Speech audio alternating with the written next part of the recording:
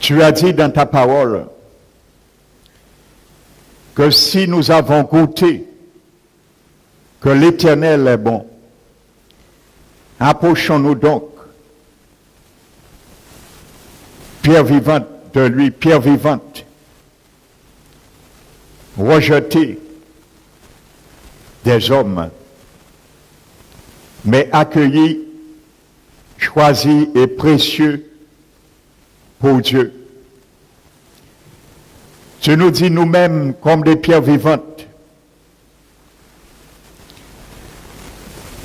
de ériger une sainte demeure et spirituelle, un sacerdoce saint et spirituel afin d'offrir des sacrifices spirituels pour Dieu par Jésus-Christ.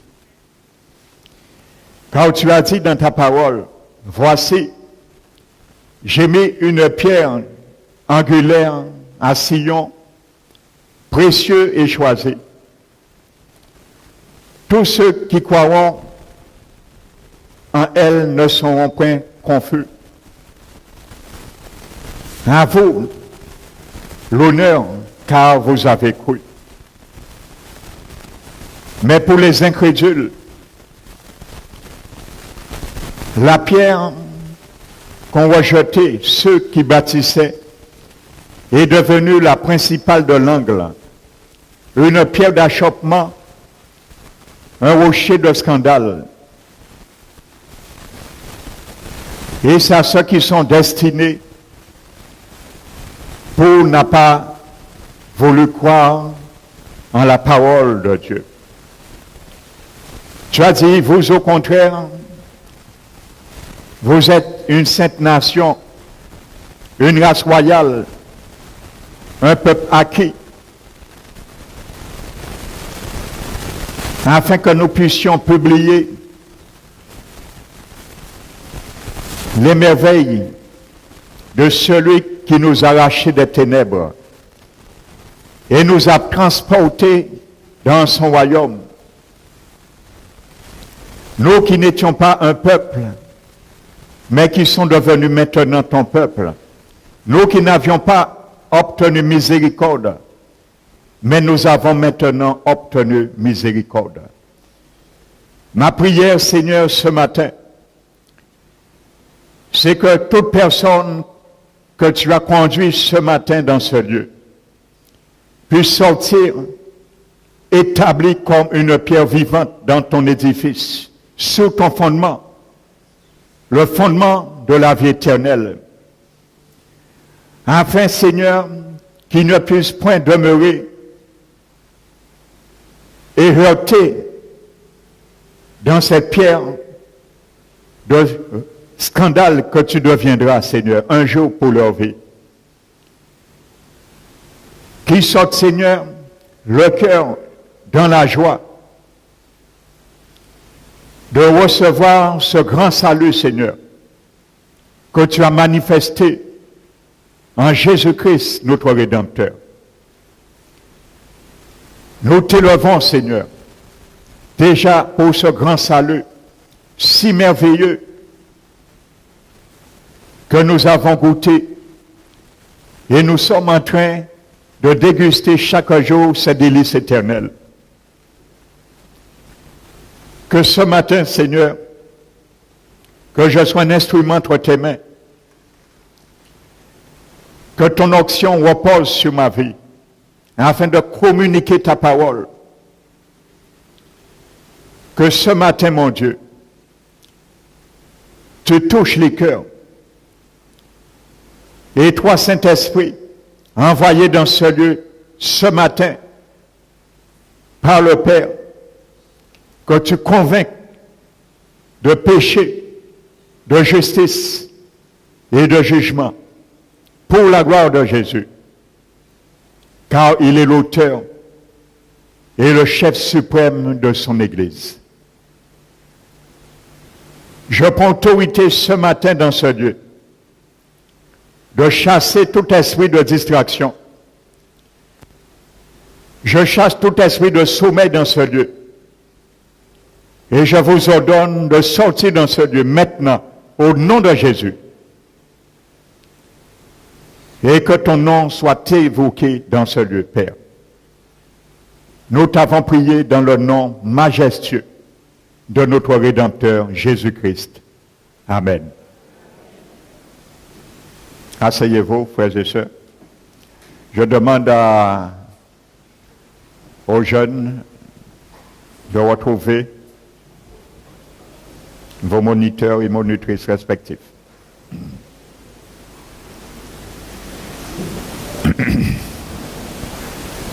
Alléluia. Bienvenue, Saint-Esprit de Dieu, parmi nous ce matin. Alléluia. L'Esprit de Dieu n'est pas une chose. L'Esprit de Dieu n'est pas une force. L'Esprit de Dieu n'est pas une puissance, mais une personne divine. Alléluia. Et de lui émane la force, la puissance, la sagesse et le conseil de Dieu. Alléluia.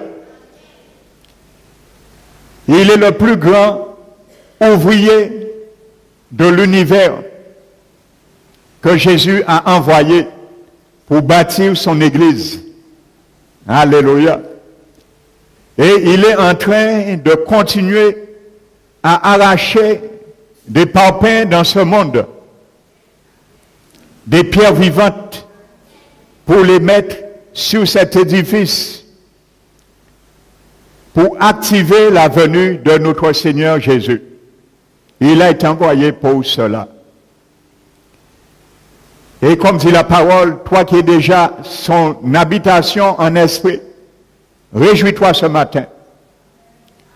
Et si toi qui es dans ce lieu n'a pas été encore devenu l'habitation du Saint-Esprit, prépare-toi à rencontrer ton Seigneur avant de partir dans ce lieu, parce qu'il te fera une invitation.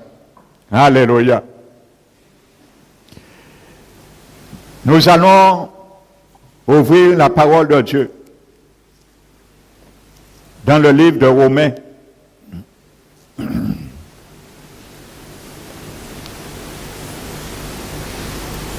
Romains chapitre 8.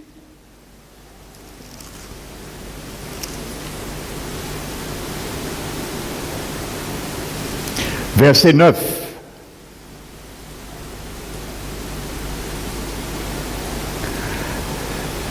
La parole de Dieu nous dit, pour vous, vous ne vivez pas selon la chair, mais selon l'esprit. Si du moins l'Esprit de Dieu habite en vous. Donc, vous voyez bien, l'Esprit de Dieu n'habite pas tous les hommes. C'est un choix délibéré. Tu décides ou tu refuses que l'Esprit de Dieu t'habite. Mais quand tu es venu au monde, l'Esprit de Dieu ne t'habite pas.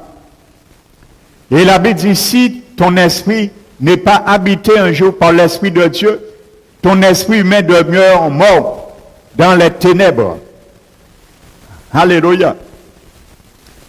Et si l'Esprit de Dieu ne t'habite pas, tu ne peux vivre toute ta vie sur la terre, n'est qu'une vie selon la chair et par la chair. Parce que ta nature ne connaît autre chose que ça, ce qu'elle a hérité. Alléluia. Mais si l'Esprit de Dieu t'habite, tu ne dois plus vivre selon la chair, mais selon l'Esprit. Selon les directions, les commandements de l'Esprit de Dieu qui nous habite. Amen. Et Paul dit, si quelqu'un n'a pas l'Esprit de Christ, il ne lui appartient pas. C'est clair et net. Il y a beaucoup de personnes, j'ai déjà discuté avec des religieux. Amen. Des croyants, mais qui ne sont pas encore chrétiens. Parce que être croyant et religieux ne fait pas de toi un chrétien. Alléluia. Il faut que tu le saches ce matin. Un croyant, c'est celui qui croit à l'existence de Dieu. Et gloire au Seigneur. Parce que ça commence par là. La foi commence par la croyance. Parce que la foi a 3 ingrédients. La croyance, premier ingrédient. Deuxième ingrédient, la confiance. Et troisième ingrédient, l'obéissance. Alléluia. La Bible dit que par la foi, nul ne peut être agréable à Dieu. Car il faut que ceux qui s'approchent de Dieu croient premièrement qu'il existe et qu'il est le rémunérateur de ceux qui le cherchent. Alors si tu ne crois pas à l'existence de Dieu, tu peux beau t'approcher de lui, tu as déjà pris une autre route. Alléluia. Donc le religieux, c'est celui qui a ses principes, c'est celui qui va tous les dimanches à la messe, celui qui marche avec une Bible, il parle de l'évangile même parfois, littéralement, mais qui n'est pas habité pour cela par l'Esprit de Dieu. Toutes ces choses, la Bible dit que tu n'appartiens pas à Dieu. Alléluia. Donc ce matin, comprends ce message que l'Esprit de Dieu va te délivrer ce matin. Si tu n'es pas habité par l'Esprit de Jésus, tu n'appartiens pas à Dieu. Alléluia. Et si tu n'appartiens pas à Dieu, tu es une créature de Dieu et non un enfant de Dieu. Parce que la Bible dit que l'Esprit atteste à notre esprit que nous sommes enfants de Dieu par lequel nous puissions appeler Père Abba. Alléluia. Donc il faut que le monde sache ce message pour bien cider les choses entre la religion et la réalité. Alléluia. Parce que la religion est une forme de science-fiction, mais non la réalité. La science-fiction n'est pas la réalité. Ce qui est une réalité, c'est le royaume de Jésus. Et pour faire partie du royaume de Jésus, il y a des principes, il y a une démarche pour cela. Alléluia. Il faut premièrement être habité par l'Esprit de Christ. Amen. Vous savez pourquoi la Bible parle de l'Esprit de Christ, de Jésus? Ce n'est pas Jésus qui rentre en nous. Jésus ne rentre pas en toi en chair et os, parce que Jésus se trouve au ciel en chair et os. Mais quand la Bible dit que l'Esprit de Jésus, c'est parce qu'il faut bien comprendre quelque chose. Dans l'Ancien Testament, l'Esprit de Dieu était revêtu d'une chose, de la sainteté. Il s'appelle l'Esprit Saint. C'est tout. Dans l'ancienne dispensation. Mais avec la nouvelle dispensation, quand l'Esprit rentre en toi, lorsque nous acceptons le sacrifice de Jésus, il rentre en nous avec ce que Jésus a fait pour moi et toi. Il se revêt de la mort de Jésus. La puissance de la mort de Jésus est en lui. Il se requiert de la puissance de la résurrection de Jésus qui est en lui. Il se requiert de la puissance de la guérison, d'opérer les miracles, de la délivrance qui est en Jésus. Il porte ceci et il rentre en nous. Et c'est pour cela qu'on l'appelle l'Esprit de Jésus. Parce qu'il amène les vertus de Jésus. Alléluia. C'est pour cela que la Bible parle de l'Esprit de Jésus. Mais c'est l'Esprit Saint qui rentre en nous avec les vertus de Jésus. C'est ce qu'on appelle que Dieu se dispense en l'homme. Amen. Donc, première chose, si tu n'as pas l'Esprit de Dieu, tu n'appartiens pas à Dieu. Donc, toi qui es là, je vais te montrer bibliquement, par la parole de Dieu, comment faire pour recevoir avant que tu partes l'Esprit de Dieu en toi. C'est très simple. Tu n'as pas à te mortifier les genoux. Tu n'as pas besoin de faire des pèlerinages. Tu n'as pas besoin de réciter des prières. Tu n'as pas besoin de faire aucune œuvre de bonne charité. Tu n'as pas besoin de suivre la tradition. Nous allons voir quand dit la Bible, comment tu reçois le Saint-Esprit. Amen. Mais avant, tu dois savoir qui il est. Alléluia. N'oubliez pas dans Matthieu chapitre 16, le verset 18, Jésus avait dit, moi, je bâtirai mon église. Amen. C'est ce qui est marqué dans ta Bible. Il n'a pas dit que moi, je vais donner au Vatican l'autorité de bâtir mon église sur la terre. Alléluia. Il n'a pas dit, je vais choisir l'apôtre Pierre, et sur l'apôtre Pierre, je vais bâtir mon église sur la terre. Ce n'est pas ce que la Bible dit. Jésus a dit, moi, je bâtirai mon église. Son église. Alléluia. Donc Jésus est l'architecte. Il a dit, je bâtirai mon église. C'est lui qui a élaboré son plan. C'est lui qui a déterminé le cahier de charge. Alléluia. Et c'est lui, il sait aussi qui fait partie de son église. Et c'est lui qui sait aussi, selon son cahier de charge, qui fera partie à part entière de son église. Amen. Parce qu'il est le fondement, le béton coulé. Et toutes les pierres qui doivent être édifiées, montées, installées, doivent être sur le même fondement. Parce que Paul l'a dit, le fondement, une fois pour toutes, a été établi. Et il n'y en a pas d'autre. Maintenant que chacun fasse attention comment maintenant il bâtisse sur ce fondement.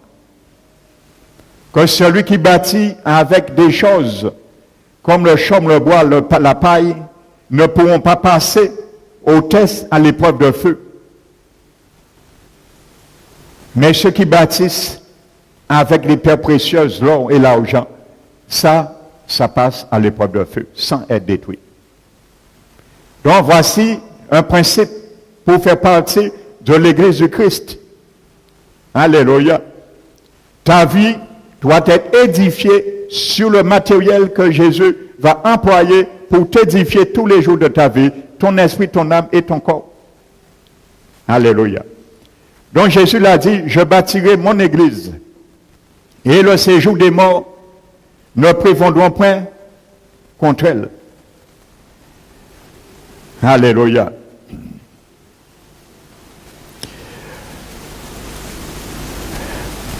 Vous savez, je fais une parenthèse pour agrémenter ce message.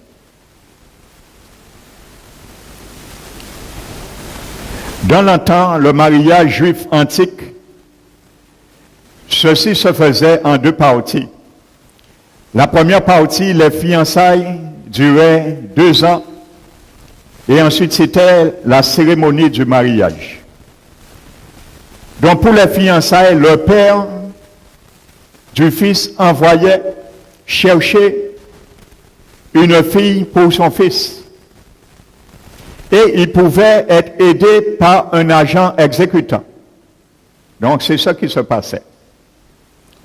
Amen. Le père, lui, il choisissait une fille, une épouse pour son fils. Et il pouvait également avoir saisir l'aide d'un agent exécutant pour cela, pour amener et trouver une fille pour son fils.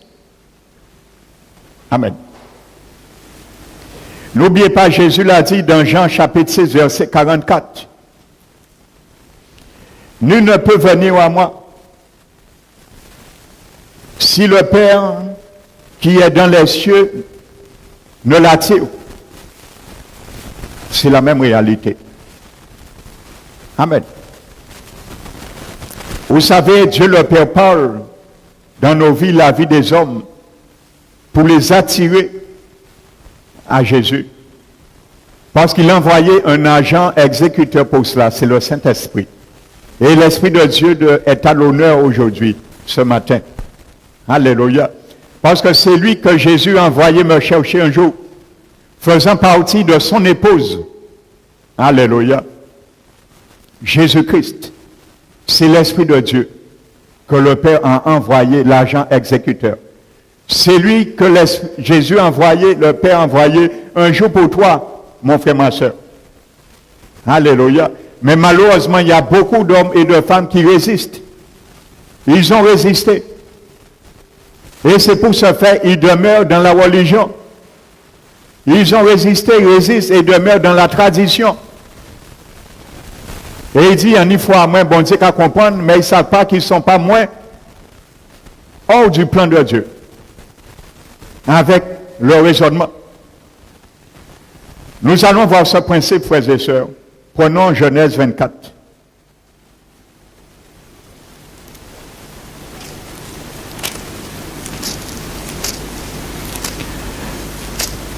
Genèse, nous n'allons pas prendre tout, c'est simplement pour tirer l'essence de ce que je vais vous montrer.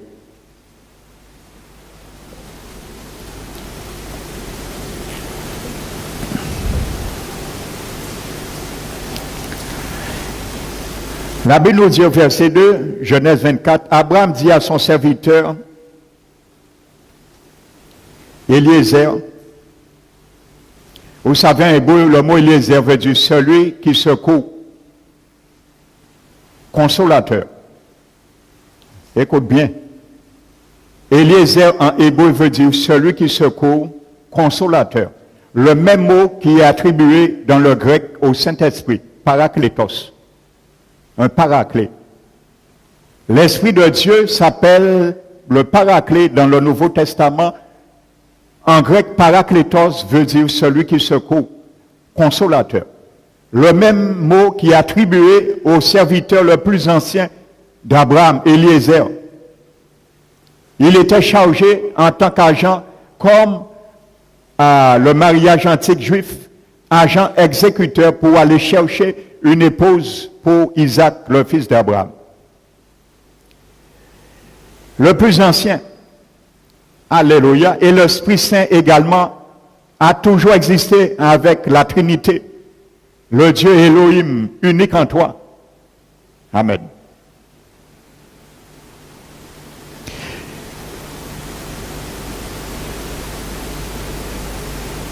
Il dit, verset 3, je te ferai jurer par l'Éternel, le Dieu du ciel et le Dieu de la terre, de ne pas prendre pour mon fils une femme parmi les filles des Cananéens, au milieu desquelles j'habite, mais d'aller dans mon pays et dans ma patrie prendre une femme pour mon fils Isaac. Alléluia. Le serviteur lui répondit, peut-être la femme ne voudrait-elle pas me suivre dans ce pays-ci? Devrais-je mener ton fils dans le pays où elle est sortie? Tu es sorti. Abraham lui dit, garde-toi d'y mener mon fils. Alléluia. Le verset lui dit, si la femme ne veut pas te suivre, tu seras dégagé de ce serment que je te fais faire. Seulement, tu n'y mèneras pas mon fils. Alléluia. Vous savez, la Bible nous dit que Eliezer, vous allez lire l'histoire, il est parti avec des cadeaux. Amen. Mais le but des cadeaux, c'était attirer, amener la fille vers son fils. Alléluia. C'était en quelque sorte atteindre un but. Lorsque Rebecca a entendu le discours Elle a dit, j'irai vers Isaac. Mais elle a oublié les cadeaux. Donc les cadeaux étaient simplement un moyen de permettre Rebecca de venir cheminer vers Isaac. Alléluia. Dans la direction que Abraham avait envoyé Eliezer. Il a dit, si la femme ne vient pas vers mon fils n'ira pas vers elle. Alléluia. Donc sachez, c'est la même réalité. Quand le Saint-Esprit a la personne d'Eliezer et Dieu le Père a la personne d'Abraham, il a envoyé l'Esprit Saint pour nous toucher, nous parler comme il a fait à Rebecca pour la amener vers Isaac. Alléluia. Donc la Bible dit, c'est nous, le Père, qui attire vers Jésus. Alléluia. Donc si nous ne voulons pas, nous résistons à la voix, à l'entendement du Saint-Esprit, le Seigneur ne va pas venir nous forcer non plus. C'est Dieu qui donne la direction. Alléluia. À toute l'humanité. Une direction de venir vers le grand berger, l'évêque de leur âme, Jésus-Christ. C'est la même réalité. Ça veut dire, si les gens ne veulent pas accepter le salut que le Saint-Esprit crée, le réquisitoire dans leur cœur, ils resteront là où ils sont. Le Seigneur ne va pas les obliger non plus. Parce que l'Esprit de Dieu est un gentleman. Alléluia. Il est chargé pour aller secourir, amener ceux et celles qui vont s'engager avec le Seigneur. Mais il n'est pas chargé d'obliger quiconque. Alléluia. Ça a été clair. Que si elle ne veut pas, mon fils n'ira pas vers elle. Et la Bible nous dit, au verset 16,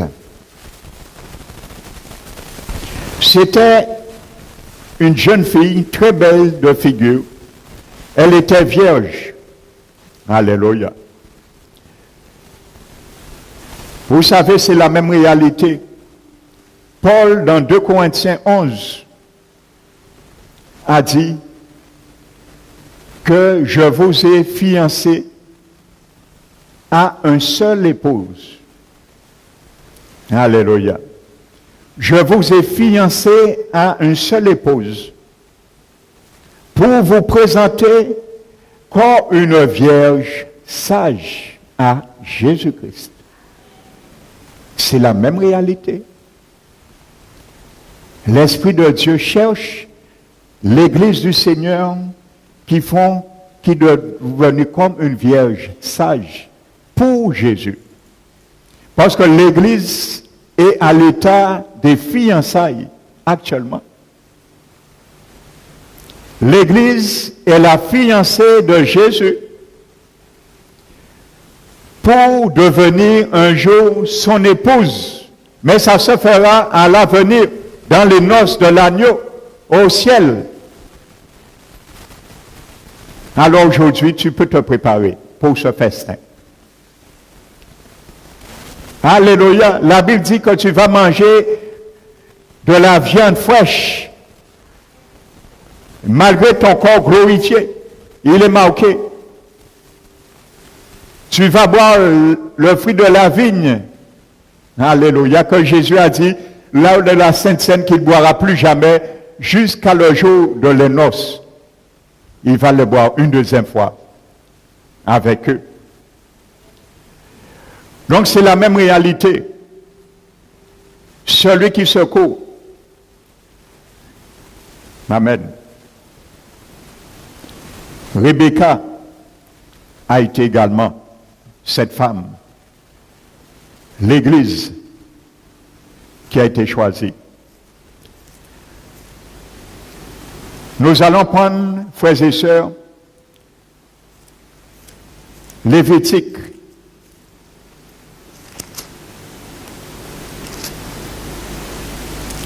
Le chapitre 23, pardon. pour que tu saches aujourd'hui qu'est-ce que ça veut dire la Pentecôte. Parce qu'aujourd'hui est un dimanche de Pentecôte. C'est là que Jésus a bâti son église. Alléluia.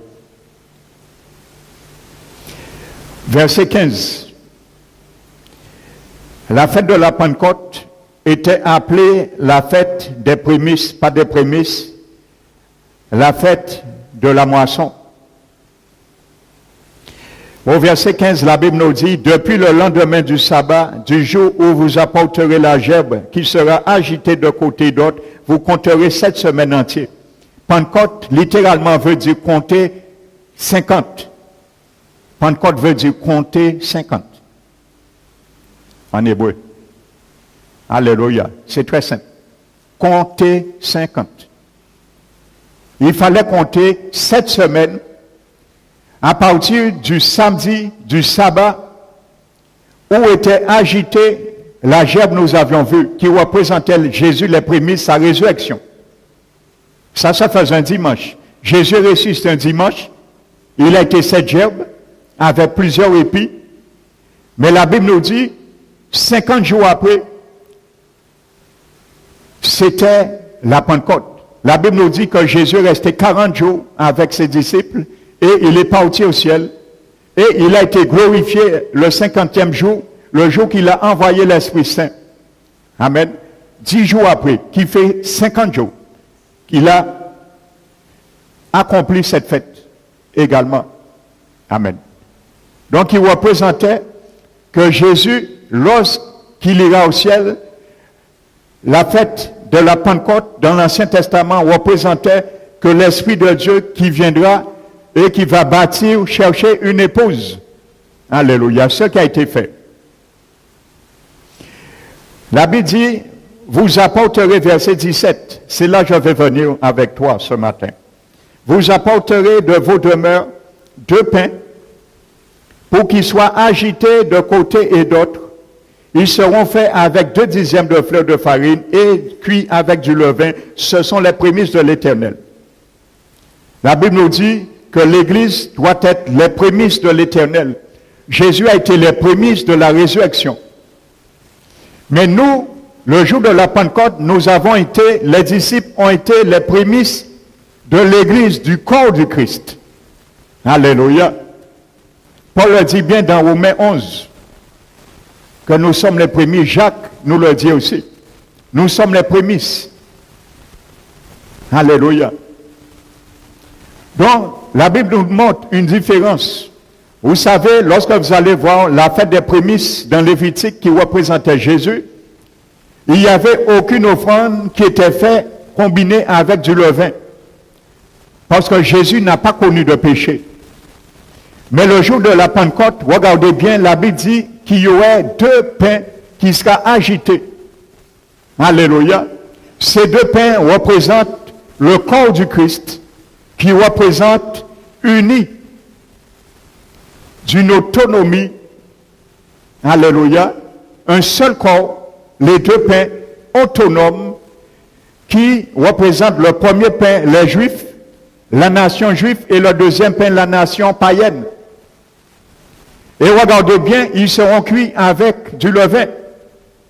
Pourquoi? Parce que Dieu nous montre déjà, ce n'est pas parce que l'Esprit de Dieu va nous habiter que Dieu va éradiquer, l'Esprit de Dieu t'habitant va retirer le péché dans ma vie. Non, il n'est pas venu pour cela. Alléluia. Donc la Bible nous montre bien que les chrétiens vont rester avec le levain, le péché. Alléluia. Comme dans un pain. Vous savez, un pain qui a été fait avec du levain, à un moment donné, lorsque le levain a levé, il a fini. Son action n'existe plus. Mais ça ne veut pas dire que le levain n'existe pas. Son action n'a plus d'effet. Mais le levain demeure. C'est la même chose.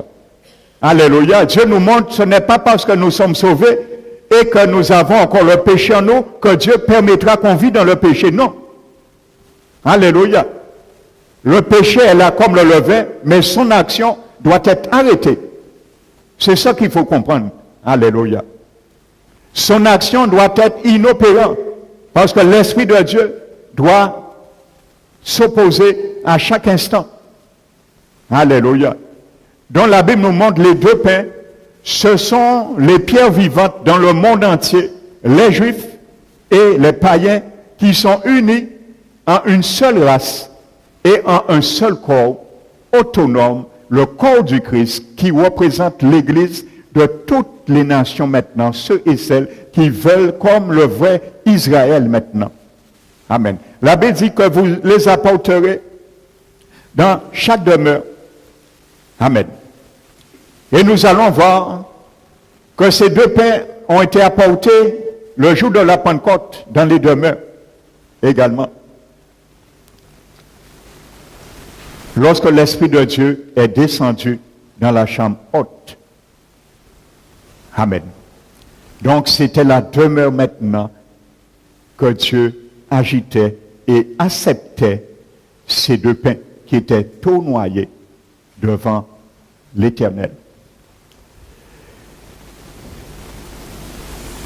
Donc voici l'origine de la Pentecôte.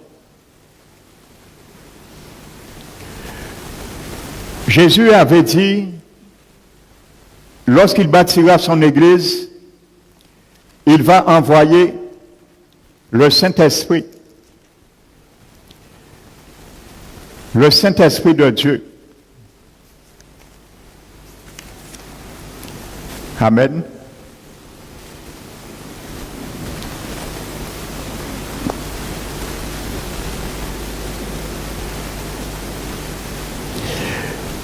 Prenons Jean 16. Pourquoi il a envoyé l'Esprit Saint? Parce que Jésus, maintenant étant revêtu en chair et os, Jésus est en chair et os, Jésus ne peut pas venir sur la terre prêcher l'Évangile comme il a fait. Alléluia. La foi, c'est trop facile. Mais Jésus s'est absenté. Mais il est venu par la personne du Saint-Esprit, qui est Esprit. Amen. Et étant une personne, il sera en mesure de bâtir son Église. Et Jésus veille à ça. Jésus veille, il est l'architecte. Il veille à tous ceux et celles que l'Esprit de Dieu frappe à la porte de leur cœur et qui refusent. Il est là. Il a son cahier de charge. Il tient note. Il inscrit dans les livres de condamnation et dans son livre de vie également. Lui s'en charge. Il travaille en partenariat avec l'Esprit de Dieu qu'il a envoyé. Amen. Et le Père, le grand vigneron, gère toutes ces choses. Le grand administrateur. Amen.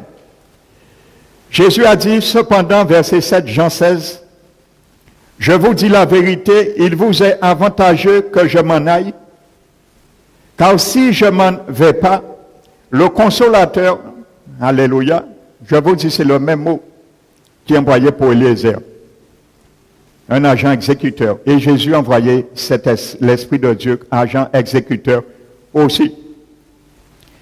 Ne viendra pas vers vous, mais si je m'en vais, je vous l'enverrai. Alléluia. Jésus a dit, si lui, il part, il pourra envoyer l'Esprit Saint depuis en haut. Donc, ça veut dire, avant l'ascension de Jésus, l'Esprit de Dieu n'était pas envoyé et personne n'avait reçu l'Esprit Saint.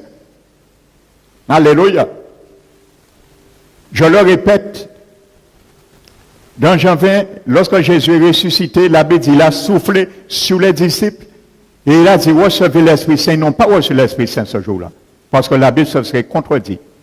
Parce que Jésus n'était pas encore monté. Jésus a fait un geste prophétique. Alléluia. Et dans le grec, le mot recevez, c'est la bête en grec. C'est un verbe qui est employé à l'aoris impératif. Ça veut dire que c'est une action qui se réalise une fois.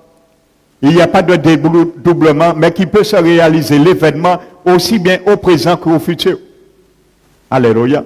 L'aoris impératif. Donc Jésus a fait un geste prophétique. Il a soufflé, mais il a dit implicitement que quand vous allez voir le jour de la Pentecôte, le vent souffler, sache que c'est moi qui souffle sur vous, l'Esprit Saint qui avait été promis. Et à ce moment, ils ont reçu l'Esprit Saint. Mais pas quand Jésus a soufflé. Alléluia. Parce que ça met beaucoup de confusion. Amen. Parce qu'il leur dit bien, il viendra vers vous. S'il avait déjà donné aux disciples l'Esprit Saint, il ne serait pas obligé de venir une deuxième fois sur eux. Et le recevoir une deuxième fois. Et il dit, quand il sera venu, il convaincra le monde en ce qui concerne le péché, la justice et le jugement. Alléluia. Donc l'Esprit de Dieu, lorsqu'il sera venu, amen, il convaincra le monde. Dans le grec, ce mot qui est traduit par convaincre dans le grec, c'est le mot grec elencho. Écoute bien ce que ça veut dire. Ça veut dire persuader. Plutôt, ça ne veut pas dire persuader ou convaincre au sens d'amener quelqu'un à croire ou à reconnaître que telle proposition est vraie. Bien, c'est aussi le cas. Mais ce verbe veut dire, selon les concepts, faire honte, mépriser, reprendre ou adresser un reproche, accuser, reconnaître coupable, dénoncer ou exposer, mettre en évidence une faute, réfuter. Voici ce que ça veut dire, le mot convaincre. L'Esprit de Dieu est venu pour cela. Lorsque l'Esprit de Dieu parle à un cœur, il essaie d'amener. Quand la Bible dit ce mot veut dire mépriser, ce n'est pas l'Esprit de Dieu méprise quiconque. Ça veut dire que quand la parole est prêchée, voici ce qu'il faut comprendre. Quand la parole est prêchée, comme ce matin, la parole est prêchée, le Saint-Esprit est là. Tu ne le vois pas, mais il est là, parce qu'il est esprit. Mais il est une personne.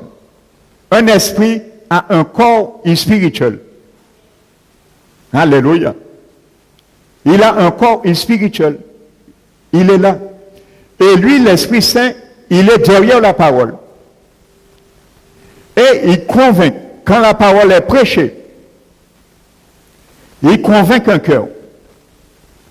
Quand la personne entend la parole, lui, il a la science, il a la capacité, le pouvoir et la puissance de faire la personne mépriser sa situation, sa manière de vie. C'est ça que ça veut dire, le mot mépriser. Mais il ne méprise pas quiconque. Il te fait mépriser ta voie que tu as choisie, la voie que tu vis chaque jour. Ça veut dire si tu es un alcoolique, il te fait avoir un dégoût, mépriser ce que tu fais. Il te fait voir que ce n'est pas bon et ça t'amène à la condamnation. Alléluia. Si tu es un voleur, tu fais les 40 coups, il te fait comprendre que tu dois mépriser ceci, de ne plus faire ces choses. Alléluia, d'arrêter. C'est lui qui est là. Ça veut dire créer un réquisitoire. C'est ce que ça veut dire, comme un tribunal. Amen. Donc ce mot, l'Esprit de Dieu est là pour créer un réquisitoire dans le cœur de toute personne qui entend la parole de Dieu. Ça veut dire que lorsque nous entendons que Jésus est venu mort pour nous, il n'y a que le sang de Jésus qui a coulé. Lorsque nous sommes par exemple, dans une communauté de Miami, il nous fait comprendre que le sang des cabrites ne sert à rien. D'arrêter ça, il est là pour cela. Lorsque nous l'entendons, il est là pour faire dans nos cœurs mépriser tous les cabrites que nous tuons, que ça ne sert à rien, qu'ils sont consacrés à l'autel pour des démons. Et non pour Dieu. Parce que Jésus a aboli ces choses. Tous les sacrifices animaux qui se faisaient avant, par son sang une fois versé pour tout. Lorsque nous entendons l'évangile, la parole qui nous montre dans la Bible qu'il ne faut pas adorer des idoles, il ne faut pas se prosterner devant les statues et prier devant des choses faites de main d'homme. L'Esprit est là pour ça. Il applique dans nos cœurs, en écoutant ces paroles, un réquisitoire qui fait écho dans nos cœurs et qui nous fait mépriser cette situation. Nous fait rappeler, effectivement, depuis nous commencer à prier ça, nous toujours un bitin qui a fait et rien pas qu'arranger. Il nous ouvre les yeux, il retire le voile qui est sur notre intelligence afin de nous tourner vers Dieu. Alléluia. Il nous convainc, réfuter. Alléluia. C'est un juriste. C'est vraiment un avocat. Alléluia. Il éveille notre conscience et il fait notre conscience nous accuser nous-mêmes. Alléluia. Quand l'Esprit de Dieu nous parle, personne n'est pas obligé de dire, tu sais, tu as faux, tu fais ça, il faut arrêter. Il établit un tribunal lui-même dans ta propre conscience. Et ta conscience lui-même, elle-même t'accuse. Te dire, à partir d'aujourd'hui, il faut que j'arrête. J'étais dans l'erreur. J'étais dans la tradition. J'étais dans la religion. Maintenant, il faut que j'arrête. J'ai compris.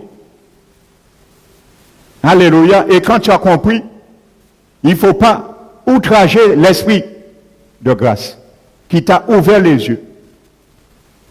Alléluia. En disant, oui, j'ai compris. Mais qu'est-ce que je ferai? Qu'est-ce qu'on me dira? Comment je vais arrêter? Obéir, c'est tout. Question, comment tu feras? Tu vas arrêter. Le Saint-Esprit va s'en charger de cela. Obéir, c'est tout. Dis, oui, Seigneur, tu as convaincu mon cœur. J'accepte. C'est tout. Alléluia. Le Seigneur, lui, il va s'en charger du reste. Il va s'en charger. Il est venu pour te secourir. Alléluia. Il est avec nous tous les jours, jusqu'à la fin du monde. Donc l'Esprit de Dieu est là pour cela. Créer ce réquisitoire.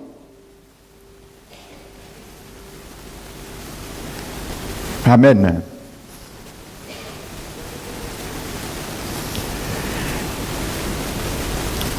Donc, c'est quelqu'un qui convainc. Alléluia. Et avant de te dire comment recevoir l'Esprit de Dieu, je vais te donner un seul passage montrant qu'il est vraiment Dieu et une personne divine. Voici là aussi, il est venu par Jésus-Christ, au moyen du sang de Jésus, te faire entrer aussi dans cette alliance. Prenons Jérémie, le prophète Jérémie, chapitre 31.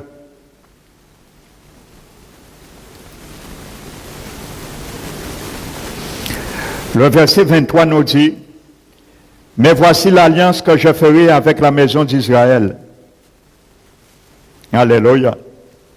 L'Église aujourd'hui est la vraie maison, nation d'Israël. Les deux pains représentent l'Église aujourd'hui. Les deux pains représentent les pierres vivantes que l'Esprit Saint a arrachées dans la carrière de ce monde. Les pierres qui étaient sales par le péché. Des pierres qui étaient souillées par la tradition, par les œuvres de la chair. Alléluia. Il les a lavées par le sang de Jésus. Et Jésus les a mis sous son alliance, à son édifice. Et ils font partie de cette alliance. Voici l'alliance que je ferai avec la maison d'Israël. Après ces jours-là, dit l'Éternel, je mettrai ma loi au-dedans d'eux. Je l'écrirai dans leur cœur et je serai leur Dieu. Ils seront mon peuple. Celui-ci n'enseignera plus son prochain, ni celui-ci son frère, disant, connais l'Éternel, car tous me connaîtront, du plus petit au plus grand, car je serai leur Dieu. Je pardonnerai leurs iniquités et je ne me souviendrai plus de leurs péchés. Regardons ce que dit le livre des Hébreux. Pour bien montrer ça, vous allez voir, c'est l'Esprit Saint qui parlait à Jérémie. Amen. Hébreux, chapitre 10.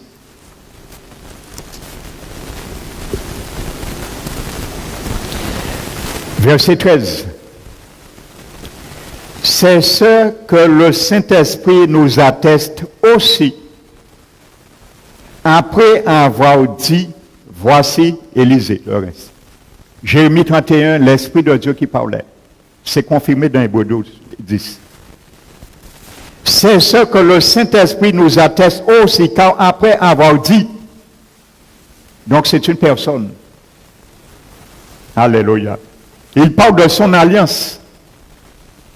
Amen.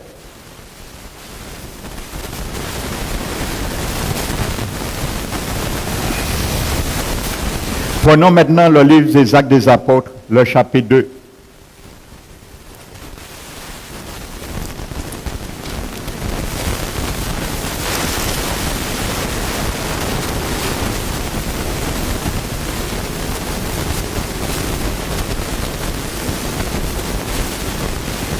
Alléluia.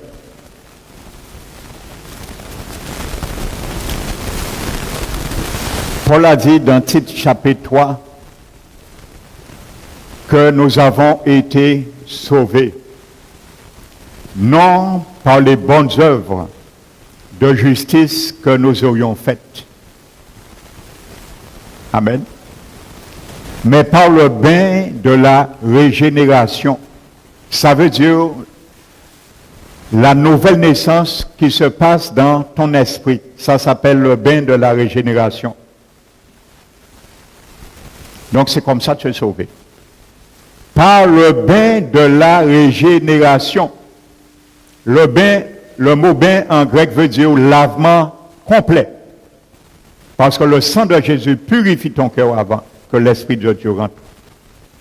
Un lavement total, parce que l'Esprit de Dieu ne rentre pas dans un cœur qui n'est pas purifié du péché. Il ne fait pas sa demeure dans un cœur qui n'est pas pardonné, qui n'est pas purifié par l'eau du pardon, le sang de Jésus. Par le bain de la régénération et renouvellement du Saint-Esprit. Le bain, c'est le renouvellement du Saint-Esprit.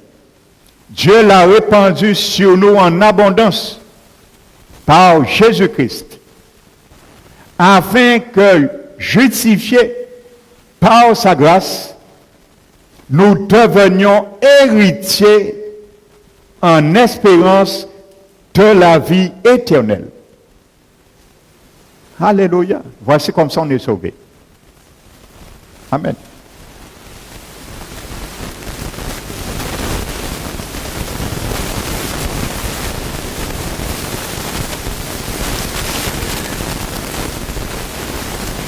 Les deux versets, Jérémie 31, 33, Hébreux 10, verset 16. Amen. Maintenant, prenons le livre des Actes des Apôtres, dont l'apôtre Pierre fait son premier discours de la Pentecôte. Il prêche l'Évangile.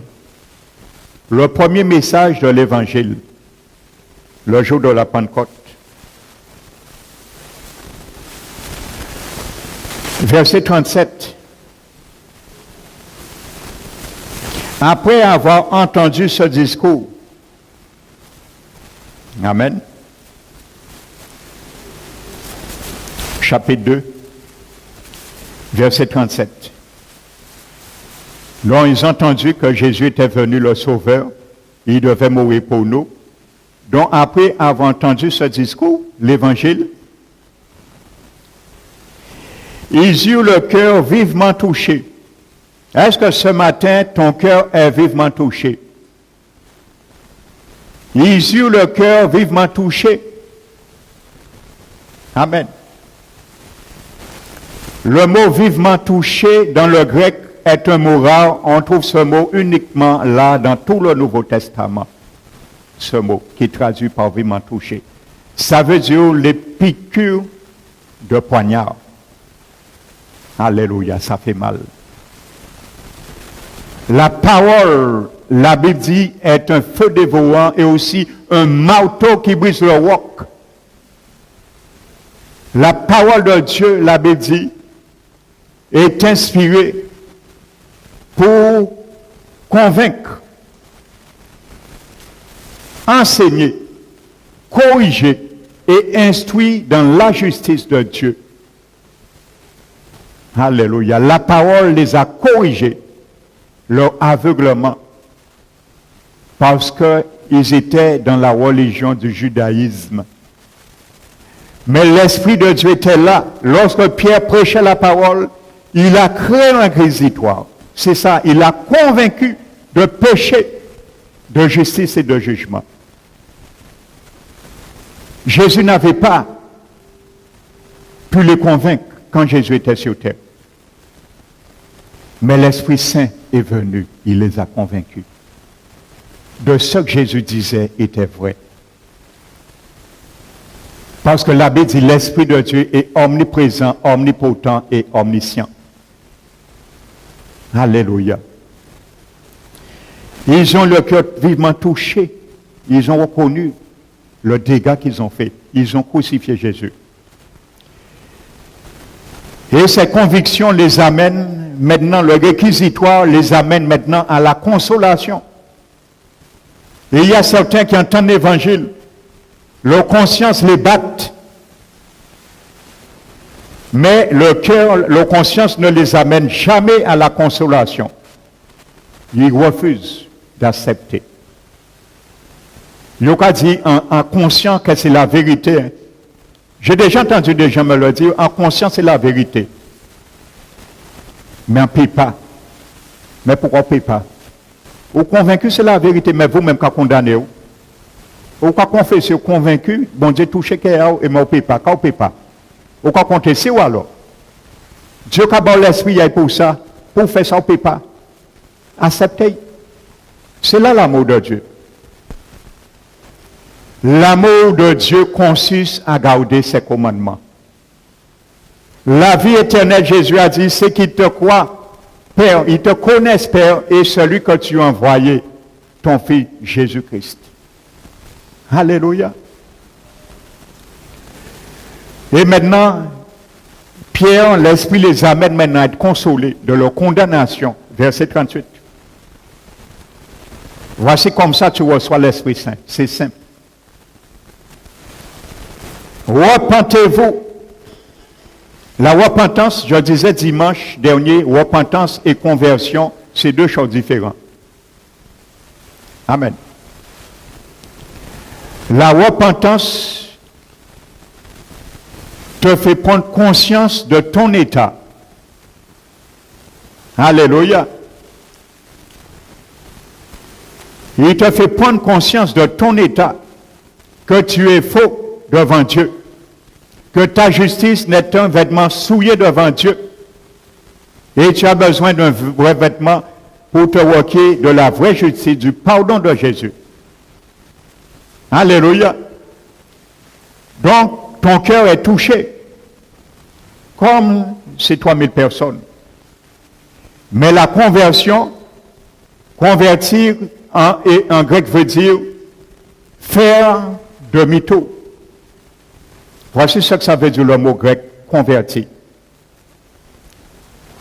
Plus loin, Pierre a dit, convertissez-vous, repentez-vous et convertissez-vous. Les deux. Parce qu'il y a beaucoup qui se repentent de quelque chose qui battent leur conscience, mais qui ne font pas demi-tour. Ils ont qu'à continuer à aller, malgré panneau là, qu'à signaler danger, enfer, précipice qui mène à l'enfer. Arrêtez, faites demi-tour, ils ont qu'à continuer quand même, malgré panneau là. C'est comme quelqu'un, il vient, il voit le feu rouge, il s'affaille arrêter qu'à brûler. Mais tu risques un accident. Donc c'est la même réalité. Leur conscience est touchée.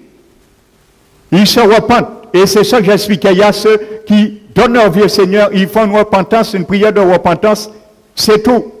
Mais ils ne font pas demi-tour pour revenir à l'auteur de la vie éternelle, Jésus, leur grand berger qui les a créés. Ils n'ont pas revenir au Seigneur. Ils n'ont qu'à continuer dans la tradition. Ils n'ont qu'à continuer à pécher à eux. À ce moment, cette repentance est force devant Dieu. et nos cœurs ne peuvent pas être purifiés. Repentez-vous et convertissez-vous, afin que les jours de fraîcheur puissent tomber sur vous de la part du Seigneur, que le ciel doit recevoir au jour de rétablissement de toutes choses. Que chacun de vous soit baptisé au nom du Seigneur Jésus à cause du pardon des péchés et vous recevrez le Saint-Esprit. Voici comme ça tu reçois l'Esprit Saint. Pas quand tu étais bébé. Pas quand ta marraine et ton parrain t'ont baptisé. Alléluia. Parce que tu étais un bébé, ta conscience n'était pas éveillée. Comment tu peux te repentir? On a pris une décision pour toi. Le baptême est un acte d'une bonne conscience envers Dieu. C'est toi qui prends ta décision. Jésus s'est baptisé à 30 ans. Ni par Marie, ni Joseph l'a baptisé quand il était bébé. Alléluia. Voici comme ça on reçoit l'Esprit Saint. Pas autrement. Alléluia. Paul a dit dans le livre aux Galates, les Galates pensaient, par l'observant de la loi, qu'ils étaient sauvés, qu'ils recevraient l'Esprit Saint. Paul a dit, est-ce que c'est par l'observance de la loi que vous avez reçu l'Esprit Saint ou par la prédication de la foi? Tu reçois l'Esprit Saint par la prédication de la foi. Et il dit aux Éphésiens, en lui, Jésus, après avoir entendu la parole de la vérité, l'évangile de votre salut, en lui, Jésus, vous avez cru et vous avez été scellés du Saint-Esprit qui avait été promis, lequel est le gage de la rédemption que Dieu vous a donné pour célébrer sa gloire. Vous avez cru et vous avez été scellés du Saint-Esprit qui avait été promis. Il est le gage de la rédemption. Ton gage, la compte, le sceau, le signe, c'est ça qui te sauve. L'Esprit de Dieu t'habitant. Amen. Et nous allons prendre un exemple pour conclure. En direct, comment des païens qui faisaient partie du deuxième pain ont reçu le Saint-Esprit. Ça a été très simple. Et ce matin, si tu veux le recevoir, ce n'est pas un conte de fées. Je te garantis, ça c'est la parole de Dieu qui le dit. La Bible dit, toutes tes paroles, elles sont pures. Éprouvez sur terre, au creuset, un argent. Éprouvé au creuset sur terre et 7 fois épuré. La parole de Dieu. 7 fois épuré. Perfection. Alors ce que dit la Bible, ça vous dit, ça met l'accompli. Si tu veux accepter l'Esprit Saint, partir avec l'Esprit Saint, tu l'auras ce matin. Tu seras une pierre vivante et tu seras un enfant ou une enfant de Dieu. Et à partir de maintenant, tu verras ta vie changer. Ne t'inquiète pas du lendemain. L'Esprit de Dieu en toi va te diriger. Il va te consoler, il va te parler, parce que c'est une personne. Tu vas entendre sa voix dans ton esprit. Il ne va pas parler à ton âme, ni à ton corps, il va parler à ton esprit, parce que c'est là qu'il va résider. Ton esprit humain. Tu vas entendre sa voix. Alléluia. Parce qu'il sait se faire entendre. Il est venu pour parler, il a une bouche. Il a une main. Il va mêler l'attouchement divin de Jésus dans ton cœur. Alléluia. Il va ramollir le cœur de pierre en cœur de chair. Si tu n'as pas l'habitude d'aimer, il va t'apprendre à aimer. Alléluia. Il va t'apprendre à avoir honte de toi-même quand tu vas faire des choses que tu faisais avant. Tu ne vas pas voir la différence maintenant. Mais quand il sera en toi, tu vas voir tout de suite la différence. Tu seras attristé. Quand tu vas sentir que tu l'as triste, il va te dire, ne fais plus ça. Tu avais l'habitude de faire le chapelet, ne fais plus ça. Quand tu vas prendre le chapelet, essayer, tu vas voir le chapelet tomber. Il va te dire, ne fais plus ça, mon fils, ma fille. C'est fini le chapelet, jette ça. Tu vas te sentir attristé. Parce que maintenant, l'hôte de l'éternité est rentré en toi. Il a pris l'appartement et il s'est assis sur le trône de ton cœur. Il est devenu maintenant ton Seigneur. Il va t'appliquer aux bonnes choses du royaume de Jésus. Alors ne t'inquiète pas pour ça. Il est là pour ça. C'est pour ça que Jésus l'a envoyé. Regardons le livre des Actes des Apôtres.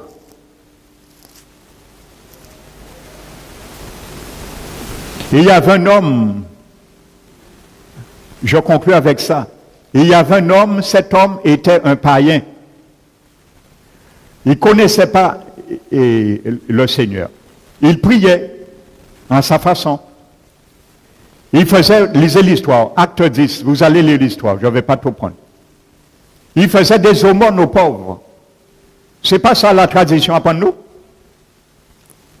Il priait, il faisait des aumônes aux pauvres, mais il n'était pas sauvé. S'il était mort, il aurait connu l'enfer. Amen. Voici une réalité. Mais Dieu a vu son cœur. Dieu a envoyé l'apôtre Pierre avec quelques disciples accompagnés chez cet homme. Parce que cet homme cherchait Dieu. Mais il ne frappait pas encore la bonne porte. Mais Dieu a envoyé pour le dévier, le contourner et l'amener à la bonne porte, la porte de la grâce au ciel. Et la Bible nous dit, écoutez ce que l'apôtre Pierre dit à cette famille. Donc cet homme, je le précise, était romain. Donc il pratiquait la religion romaine. Alléluia. Aujourd'hui, ce n'est pas la religion romaine le monde qui a pratiqué. Mais ça n'a pas été sauvé. Amen. Qu'est-ce qu'il a sauvé? Comment il a été sauvé? Regardez. La Bible dit, livre Actes des Apôtres, chapitre 10, verset 43. L'apôtre Pierre vient maintenant. Il rentre chez lui. Il dit, tous les prophètes rendent de Jésus le témoignage que quiconque croit en lui reçoit par son nom le pardon des péchés. Alléluia. Comment tu reçois le pardon des péchés? En faisant des pèlerinages pour expier tes péchés? En prenant l'hostie pour expier tes péchés? Non. Tous ceux qui croient en lui, le mot croire là, ça ne veut pas dire un cognitif. Hein. Le mot là, grec croire, veut dire c'est un prédicat de la repentance et de l'acceptation de Jésus comme Sauveur et Seigneur. C'est ça que ça veut dire. C'est un prédicat du salut, ça, le mot croire là. Amen. Ce n'est pas une connaissance cognitive. Comme on croit que Dieu existe, Dieu peut comprendre moins, en y croire moins. Non, ce n'est pas ça. Dieu pas dans ça, même raisonnement là, ça. Parce que si c'était ça, même Satan t'a sauvé des démons. Hein. Parce que la Bible dit que les démons croient aussi qu'il y a un Dieu, mais ils tremblent. Alors, croire en Dieu ne sauve pas. Parce que les démons croient aussi qu'il y a un Dieu, mais ils tremblent. Parce qu'ils savent, même si on croit que Dieu a existé, c'est la géhenne qui attend Dieu. Alléluia. Et beaucoup qui raisonnent que je crois en Dieu, c'est la géhenne qui les attend aussi, s'ils ne se repentent pas et acceptent Jésus. Parce que Dieu n'est pas un Dieu d'impartialité. Il fait acceptation de personne. C'est sans Jésus coulé, tout le monde faut y accepter. Alléluia. La Vierge Marie n'a pas fait exception à la règle. Elle a accepté Jésus comme son Dieu et son Seigneur avant de mourir. Marie qui a porté Jésus. Il n'a pas fait exception à la règle. Alléluia. Personne. Alléluia. Donc la Bible dit au moment, le cœur a été ouvert. La Bible dit au même moment, comme Pierre prononçait encore ces mots, que quiconque croit en Jésus reçoit en son nom le pardon des péchés. Ils ont reçu le pardon, leur cœur a été purifié. La Bible dit, le Saint-Esprit descendit sur tous ceux qui écoutaient et ils ont été sauvés. Vous voyez, l'Esprit est descendu. Ils ont reçu par la foi. Ils ont cru aux paroles que Jésus, si on croit, il donne le pardon des péchés. Et la Bible dit, tous les fidèles circoncis qui étaient venus avec Pierre furent étonnés de ce que le don du Saint-Esprit était aussi répandu sur les païens. Alléluia. Parce qu'il y avait 2 pains dans Lévitique 23. Le pain, un pain qui représente les Juifs et un pain qui représente les païens. Les Juifs pensaient que le salut, l'Esprit Saint les appartenait seulement. Ils étaient étonnés. Alléluia. Et l'apôtre Pierre dit, peut-on refuser l'eau du baptême à ceux qui ont reçu l'Esprit Saint aussi bien que nous, et on les ordonna qu'ils soient baptisés au nom du Seigneur. Ils ont pris leur baptême d'eau tout de suite. Donc tu vois, accepter le Seigneur, oui, mais le baptême d'eau, il faut le faire. Tu ne peux pas te dire, penser de ça. Il faut que tu sois baptisé d'eau. C'est un impératif. Il n'y a pas tant de jours ouverts, la nuit, là, minuit, ils ont baptisé. C'est ça que se faisait. On se baptisait tout de suite avant avoir reçu le Seigneur. Alléluia. Et Paul et Pierre le confirme dans Acte 15. Il confirme que le cœur a été purifié. Il faut que ton cœur soit purifié. Je te donne le pardon et te donne l'Esprit Saint. Conclusion, Acte 15. Pierre encore parle de l'événement. Verset 7. Une grande discussion s'était engagée. Pierre se leva et leur dit, « Hommes frères, vous savez que dès longtemps Dieu fait un choix parmi vous, afin que par ma bouche, les païens entendent la parole de l'Évangile et qu'ils croient. Et Dieu qui connaît les cœurs, leur a rendu témoignage en leur donnant le Saint-Esprit comme à nous. » Le jour de la Pentecôte, Pierre est en train de raconter. Il n'a fait aucune différence entre nous et eux, ayant purifié le cœur par la foi. Ayant purifié, pendant qu'ils écoutaient Pierre, leur cœur a été purifié et ils ont reçu l'Esprit Saint. Dieu ne te donne pas son Esprit Saint si ton cœur n'est pas purifié. Et si ton cœur n'est pas purifié, il faut que tu reçois par la foi cette purification également. Amen. Donc c'est pour cela, ce matin, si ce matin, tu veux que ce dimanche soit la meilleure pour toi, la meilleure Pentecôte que tu n'as jamais observée, si tu veux dire, Seigneur, je veux ce cadeau, l'Esprit Saint que tu as promis. Je crois à la puissance de ton sang pour me purifier, pour me laver et me donner ton Esprit Saint, afin que ma vie soit changée et je connaisse tes délices éternelles. Si tu le veux ce matin, n'oublie pas que l'Esprit de Dieu ne va jamais te forcer. Alléluia. C'est toi à répondre à son injonction. Mais si tu le veux, où tu es, lève ta main. Alléluia. Si tu veux dire, Seigneur, je veux ton Esprit Saint, lève ta main. Je vous cite ce que Dieu dit dans le livre des Hébreux, chapitre 6, versets 10-12. L'abbé dit que celui qui a violé la loi de Moïse était puni de mort sous la déposition de 2 ou 3 témoins. Mais quels pires châtiments seront trouvés dignes?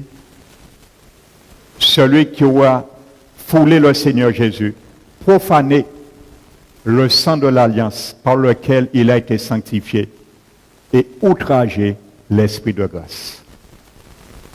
Outrage à magistrat. L'Esprit de Dieu est un juriste, il est un avocat. Si tu refuses cette grâce, il veut rentrer en toi, tu vas outrager sa venue sur ta vie. C'est très grave. Alléluia. Alors s'il a interpellé ta conscience, maintenant, toi qui as levé les mains, lève-toi et avance-toi. Et je vais prier avec toi. Bienvenue Saint-Esprit. Nous allons entonner ce chant. Bienvenue Saint-Esprit. Alléluia. Car l'Esprit Saint ce matin Il veut non seulement te donner ce gros cadeau de la vie éternelle, mais il veut aussi t'accorder des dons. Et c'est ma prière ce matin que l'Esprit de Dieu parmi nous ce matin, lorsqu'il te donnera son esprit, qu'il puisse te donner aussi le don ou les dons qui lui sont bons selon son bon désir. Manifeste-toi, Esprit de Dieu, et que ton vent ce matin souffle. Souffle dans ce lieu, souffle dans les cœurs, souffle dans les vies. Ce matin, vous qui êtes approchés, vous allez fermer les yeux et vous allez faire cette prière à haute voix. Car le Seigneur a un dessein et ce dessein s'accomplira aujourd'hui, car vous l'avez dit oui. Faites cette prière avec moi. Père éternel, je bénis ton Saint-Nom et je confesse devant les hommes et devant les anges que Jésus est Seigneur. C'est lui que tu as fait Seigneur et Christ. Jésus qui est mort pour moi. C'est par rapport à cette mort, son ascension et son intronisation, glorifié à la droite de Dieu le Père, que je reçois ce grand salut de sa part. Je te demande, Seigneur, pardon pour tous mes péchés, conscients ou inconscients. Lave-moi ce matin par ton sang, car je veux partir dans ce lieu, le cœur purifié. Il y a une seule eau qui puisse le faire, c'est le sang qui a coulé sur la croix du Calvaire. Je veux m'unir ce matin par rapport à ton alliance, ratifiée par ton propre sang, à cette alliance. Tu veux, Seigneur, que je devienne ton enfant. J'étais ta créature, tu m'as toujours gardé, mais aujourd'hui, je t'accepte dans ta famille.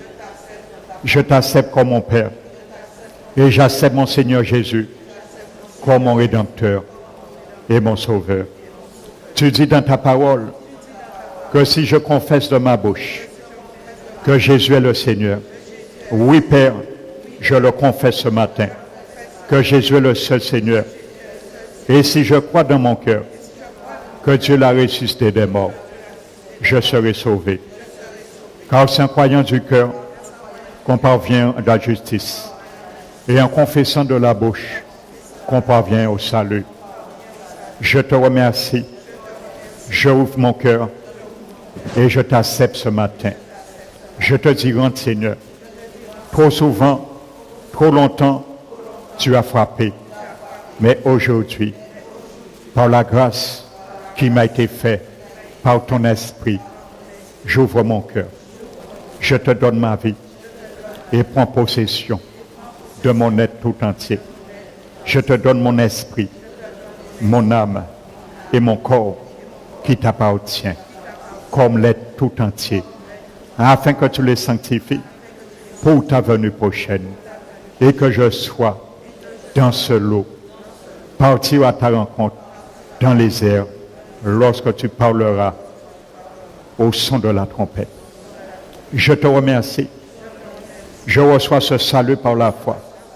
Je te demande, Seigneur, de m'accorder ton Esprit Saint, car tu as dit, Seigneur, tu as donné ton Esprit Saint à ceux qui ont cru et dont le cœur a été purifié par ton sang. Je le reçois par la foi. Je crois que je suis pardonné. Je crois, Seigneur, que tu m'as donné ton salut. Tu m'as donné ton Esprit Saint, que je reçois maintenant par la foi, au nom de Jésus.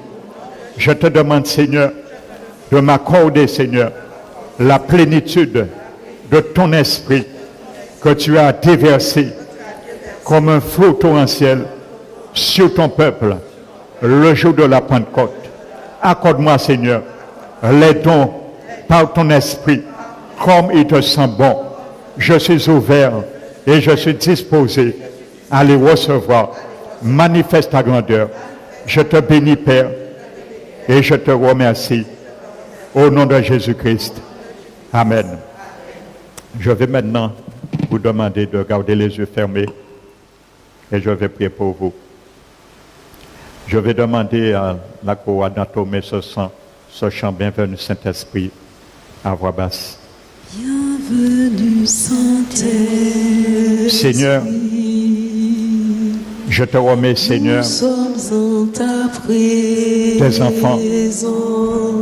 Ils ont accepté, Seigneur, ton sang qui a coulé sur la croix du Calvaire. Ils t'ont dit oui ce matin. Et nous savons qu'il y a une grande joie instamment dans le ciel. Avec tes anges, Seigneur, ma prière ce matin, que tu les donnes, Seigneur, par ta grâce souveraine, de continuer, Seigneur, à marcher chaque jour dans leur vie, selon les injonctions de ta parole. Apprends-les, Seigneur, à faire le bien qu'ils n'avaient jamais appris, Seigneur, su faire dans le passé. Apprends-les maintenant, Seigneur, de marcher et de vivre, mon Dieu, selon les injonctions de ta parole.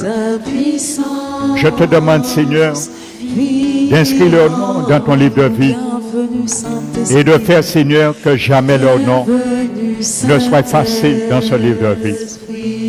Relève-les, Seigneur, lorsqu'ils vont faiblir, faillir dans leur marche quotidienne avec toi.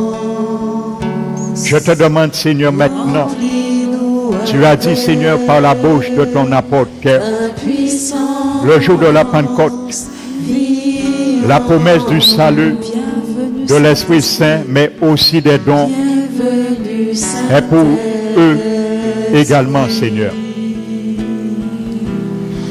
Que ton don, Seigneur, les dons de ton Esprit, Seigneur, descendent. Puisse les combler, Seigneur. Accorde, Seigneur, des dons maintenant, Seigneur, pour l'utilité commune, Seigneur, de cette œuvre, afin de les fortifier, Seigneur, qui reçoit, Seigneur, en plus de ton salut, ce cadeau, Seigneur.